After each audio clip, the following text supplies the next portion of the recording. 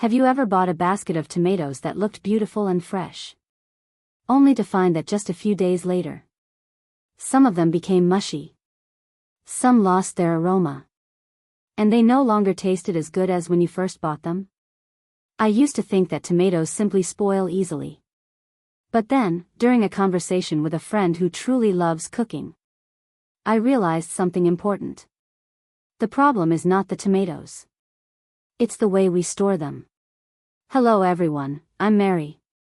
Today, I'd like to share with you 5 simple, natural, and easy ways to store tomatoes, so they can keep their aroma, their natural sweetness, and most importantly, so they don't go to waste. Let's get started. Method 1. Storing whole tomatoes at room temperature. First, I choose tomatoes that are just ripe. When you hold them in your hand, the tomatoes should feel firm. The skin should be smooth and tight, and there should be a light, pleasant tomato aroma. At this stage, I do not wash the tomatoes yet, because if you wash them and then leave them exposed to the air, any moisture left on the skin can cause the tomatoes to spoil faster. I simply place the tomatoes on a clean plate or tray and turn them stem side down. This position helps limit air and bacteria from entering through the stem, which is actually the part where tomatoes spoil the fastest. After that, I keep the tomatoes in a cool, airy place in the kitchen, away from direct sunlight, and not near the stove or oven where there is heat.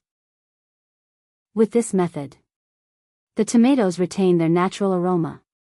The flesh stays juicy when you cut them open, and they are delicious to eat fresh, in salads, or in sandwiches. Method 2. Refrigerating soft ripe tomatoes, when you need a few extra days. When I notice that the tomatoes have become a little softer, no longer as firm as they were at first, I know that if I keep leaving them at room temperature, within just 1 or 2 more days, they can easily become mushy, watery, or spoiled. This is exactly the moment when I move the tomatoes into the refrigerator. Not to make them taste better, but simply to extend their usable time, and avoid having to throw them away.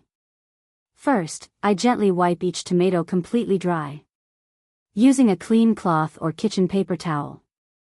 I don't rub hard, and I make sure not to scratch or damage the skin. Next, I loosely wrap each tomato with a layer of paper towel, just enough to absorb any excess moisture. I don't wrap them tightly, because tomatoes still need a little air circulation so they don't trap moisture. Which beautiful country are you watching this video from? Let me know in the comments. It's such a joy to connect with people from all over the world. After that, I place the tomatoes in the refrigerator, choosing a spot with good airflow, and especially avoiding placing them near fruits like apples or onions, because those can cause tomatoes to lose quality more quickly. When it's time to use the tomatoes, I usually take them out of the refrigerator about 20 to 30 minutes beforehand, and let them return to room temperature naturally. At that point, the tomatoes are no longer cold and firm. Their aroma becomes gentler, and their flavor is much more pleasant and natural, compared to cutting and eating them straight from the fridge. Method 3. Freezing whole tomatoes, very convenient for cooking. When I buy tomatoes that are very fresh, in peak season, and at a good price, but I know that I won't be able to use them all within the next few days, I usually choose to freeze them. This way, nothing goes to waste, and I always have tomatoes ready for cooking later on. First, I wash the tomatoes thoroughly under running water, gently rubbing the surface with my hands, to remove any dirt that may still be clinging to the skin. Have you subscribed to my channel yet? Please support me by pressing the subscribe button. Thank you so much. After washing, I dry each tomato completely using a clean towel or kitchen paper. This step is very important, because the drier the tomatoes are, the better they keep their quality when frozen. Once the tomatoes are fully dry, I leave smaller tomatoes whole, And for larger ones, I cut them in half to make them more compact and easier to store. Next, I place the tomatoes into a zip-top bag or an airtight container. Gently press out as much air as possible, and then put them straight into the freezer. These are tomatoes that I have stored in the freezer for 9 months.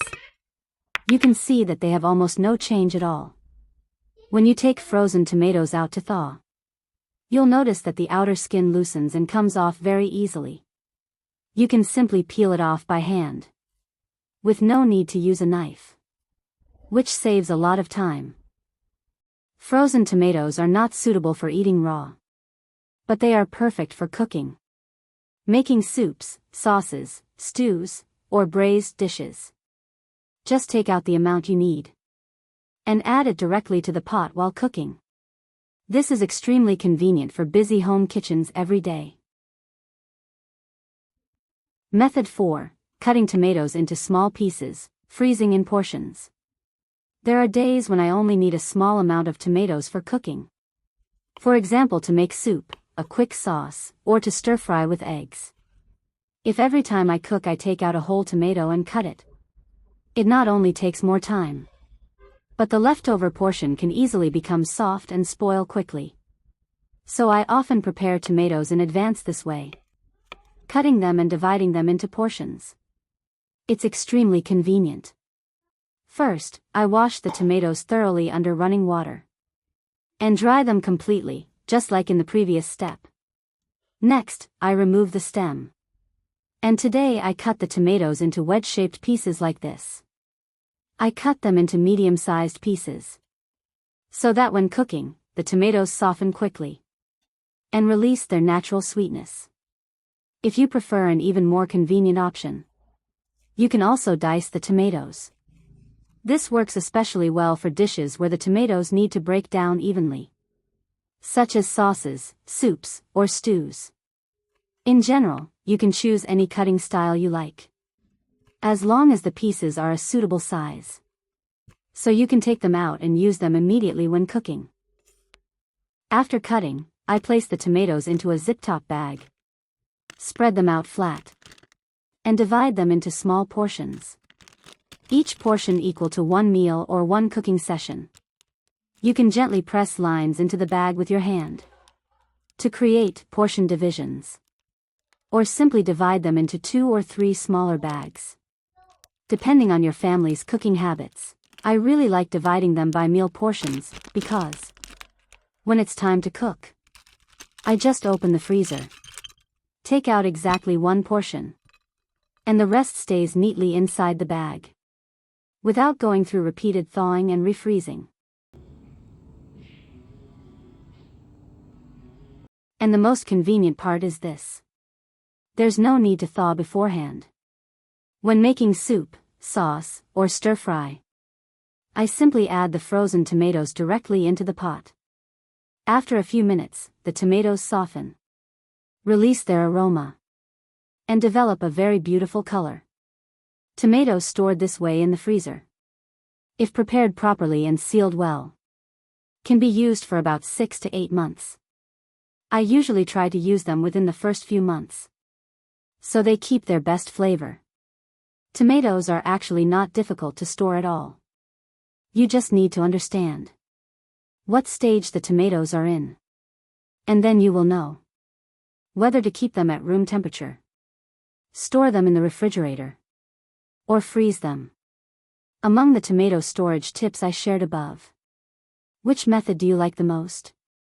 Do you have any other tomato storage tips of your own? Please leave a comment, so we can learn from each other. If you found today's video helpful, please like the video and subscribe to the Merry Home channel. Thank you so much for watching, and I'll see you again in the next video.